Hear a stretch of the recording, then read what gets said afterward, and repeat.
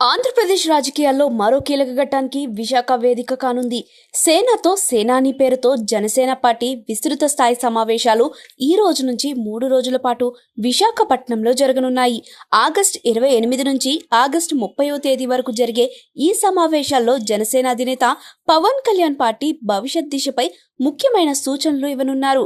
ఈ మహాసభలకు ప్రత్యేకంగా మన్యం వీరుడు అల్లూరి సీతారామరాజు ప్రాంగణమని నామకరణం చేశారు. అంతేకాకుండా 5 ప్రధాన ద్వారాలకు ఉత్తరాంధ్ర మహనీయుల పేర్లు పెట్టినట్లు పార్టీ ప్రకటించింది.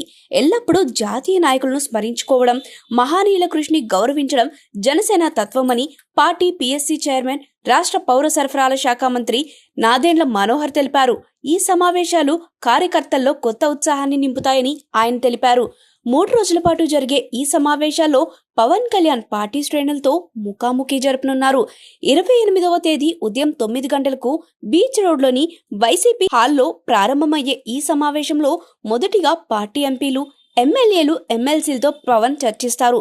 కూటమి బలం, ప్రజల సమస్యలకు ప్రాధాన్యత, పార్టీ విస్తరణ ఇవన్నీ ఈ మీటింగ్ లో ఈ రోజు ప్రధాన చర్చాంశాలు అవుతాయి. ఈ రోజు మధ్యాహ్నం 2 గంటలకు జనసేన రాష్ట్ర కార్యనిర్వాహక కమిటీతో పవన్ కళ్యాణ్ ప్రత్యేక సమావేశం ఉంటుందని తెలిపారు. ఈ మీటింగ్ లో పార్టీ ప్రజల్లో మరింత ప్రాచుర్యం పొందేలా చేయడం, ప్రభుత్వంతో సమన్వయం వంటి అంశాలపై చర్చ జరగనుంది. ఎన్డీఏ ప్రభుత్వం ఏర్పడిన తర్వాత ఉప ముఖ్యమంత్రిగా పవన్ కళ్యాణ్ పాలనపరమైన పనులపై ఎక్కువ సమయం కేటాయించారు. ఇప్పుడు పార్టీ బలోపేతానికి సమయం కేటాయిస్తున్నారని నాదెండ్ల మనోహర్ తెలిపారు. ఈ మహాసభల్లో పవన్ స్పష్టమైన రోడ్ మ్యాప్ను శ్రేణులకు తెలియజేయనున్నారు.